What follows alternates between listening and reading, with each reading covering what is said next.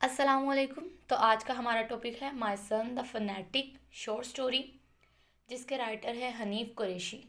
Phonetic का मतलब होता है इंतहा पसंद इंसान, यानी जिस भी रिलीजन या जिस भी लेवल से वो बिलोंग करता है उसके साथ वो काफ़ी डीपली टच होता है। तो इस तरह हम ऑब्सेस भी कह सकते हैं इंतहा पसंद इंसान को। तो इस स्टोरी में हमें तीन करेक्टर्स दिखाए जाते हैं, परवेज़, अली और बटीना। परवेज़ जो है ये एक टैक्सी ड्राइवर है जो कि इंग्लैंड में काफ़ी सालों से रह रहा है। और अगर हम इसकी बैकग्राउंड देखें तो ये एक पाकिस्तानी है।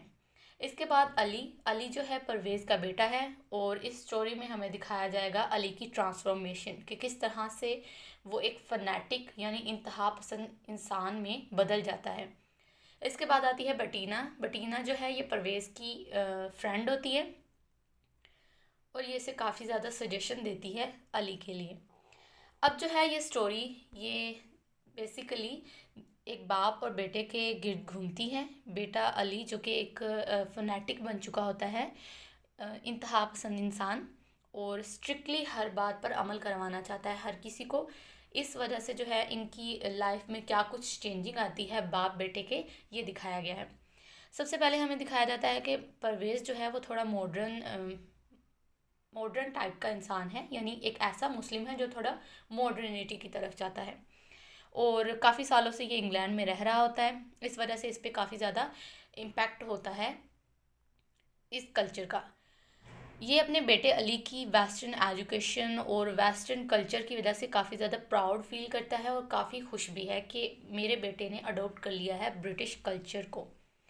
इसके बाद जो है कुछ वक्त के बाद क्या होता है कि अली का जो रवैया है वो बदलना शुरू हो जाता है। इस सब के चलते हुए जो है परवेज़ वो काफ़ी ज़्यादा परेशान हो जाता है और उसे लगता है कि मेरा बेटा जो है ये किसी ड्रग्स के मामले में पड़ चुका है, यानी ये ड्रग्स का यूज़ करना शुरू कर रहा है। ये ऐसे ही अपने जो फ्रेंड्स का एक ग्रुप है उसमें बातचीत करता है कि मेरे बेटों की जो हरकतें हैं ना वो थोड़ी अजीब होती जा रही हैं और उसमें बहुत ज़्यादा चेंज आ रहा है। तो उसके दोस्त कहते हैं कि तुम्हें उसे वक्त देना चाहिए, तुम्हें उससे बातचीत करनी चाहिए। जबकि कोई ये भी कहता है कि तुम्हारा बेटा कहीं ड्रग्स तो नहीं लेना शुरू हो गया, इस बारे में। इसके बाद जो है ये काफ़ी परेशान हो जाता है और अपने बेटे पर काफ़ी ज़्यादा नज़र रखता है। और उसके बाद जो है इसे पता चलता है कि इसका बेटा जो है वो फनेटिक यानी इंतहा पसंद इंसान बन चुका है। और वो क्या करता है, अली बार बार हर बात पे अपने बाप की जो है ना किसी भी बात पे तनकीद करना शुरू कर देता है। और इसी तरह इनका जो है रिलेशन काफ़ी ख़राब होना शुरू हो जाता है। एक दिन जो है ये बटीना से मिलता है परवेज़, और यहाँ पे दिखाया जाता है कि परवेज़ बटीना से अपने बेटे अली के बारे में बात करता है कि किस तरह से वो चेंज हो रहा है, उसने किस तरह से वेस्टर्न कल्चर को रिजेक्ट करके अगेन जो है इस्लामिक कल्चर को अडॉप्ट कर लिया है, और वो कितना ज़्यादा उसके अंदर इन डीपली जो है वो इन्वॉल्व हो चुका है इस सब चीज़ों में। इसके बाद जो है बटीना उसे मशवरा देती है परवेज़ को कि तुम्हें वैसा ही करना चाहिए जैसा तुम्हारा बेटा चाहता है, तुम अपने आप को बदलो उसके लिए। उसके बाद जो है इसी तरह वो करने की कोशिश करता है परवेज़, पर क्या होता है कि कुछ टाइम पीरियड के बाद परवेज़ फिर से वही गलत काम यानी मॉडर्निटी को दिखाना शुरू कर देता है, जिसकी वजह से अली फिर से उसके साथ बातचीत बंद कर देता है और अजीब तरह का रवैया शुरू कर देता है। इसके बाद दिखाया जाता है कि एक दिन जो अली है वो अपने बाप को बटीना के साथ देख लेता है और उसे लगता है कि उसके फादर का कोई रिलेशन चल रहा है बटीना के साथ, जबकि वो दोनों दोस्त हैं। इसके साथ साथ हमें बटीना और परवेज़ की जो रिलेशन है उसके बारे में बताया जाता है कि बटीना जो है उसे कुछ लोग हरास करने की कोशिश करते हैं, तो इसके बदले में परवेज़ उसे बचाता है और उस सब के बाद से ये दोनों अच्छे दोस्त बन चुके होते हैं। और बटीना उसे काफ़ी ज़्यादा हेल्प करती है उसके बेटे के मामले में। और उसके साथ साथ ये अली को बताना चाहती है बटीना कि तुम्हारा फादर तुमसे प्यार करता है और वो खुद को बदलने की कोशिश कर रहा है और तुम्हें अपने फादर को सपोर्ट करना चाहिए, जबकि वो बता नहीं पाती क्योंकि अली उनकी बात नहीं सुनता और चला जाता है। इसके बाद जो है दिखाया जाता है कि परवेज़ काफ़ी ज़्यादा ड्रिंक होकर घर आता है और इस बात पे जो है अली तनकीद करना शुरू कर देता है परवेज़ पे कि आपने फिर से वही काम करना शुरू कर दिए हैं, इस्लाम में ये सब जायज़ नहीं है। इस बात पे जो है परवेज़ को गुस्सा आ जाता है और परवेज़ क्या करता है, मारपीट करना शुरू कर देता है। इसके बाद अली अपने बाप से कहता है कि आप मुझे कहते हैं कि मैं इंतहा पसंद हूँ, अब मुझे बताएं कि इंतहा पसंद कौन है। इसके साथ साथ हमें ये भी बताया जाता है कि western education cultivates an anti religious out attitude, यानी वेस्टर्न एजुकेशन के जो कल्टिवेट्स हैं वो एंटी रिलीजियस एटीट्यूड पैदा करती हैं एक इंसान में।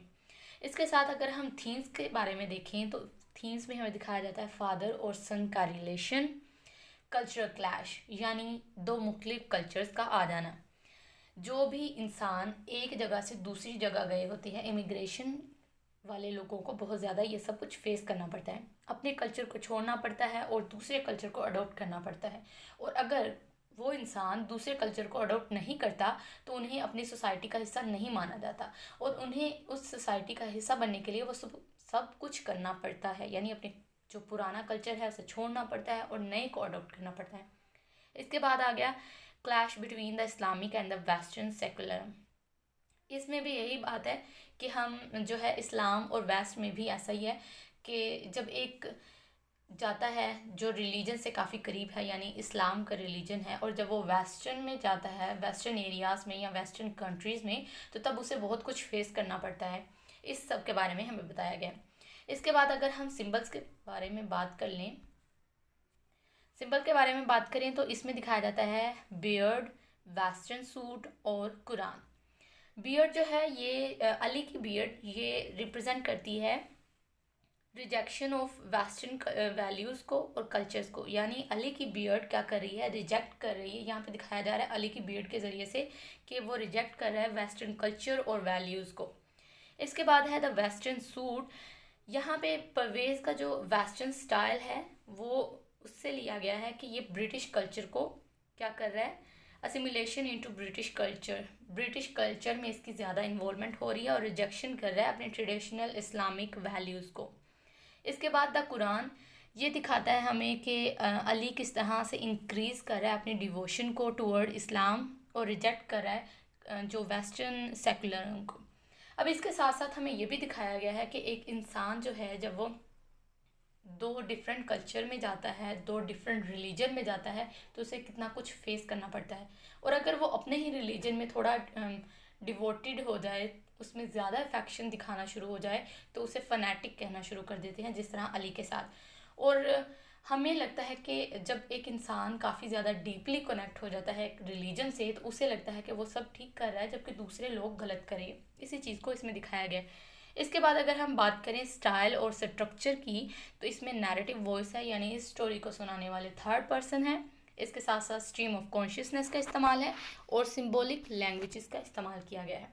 तो आज की वीडियो में इतना ही, मिलेंगे नेक्स्ट वीडियो में, तब तक के लिए अल्लाह हाफिज़।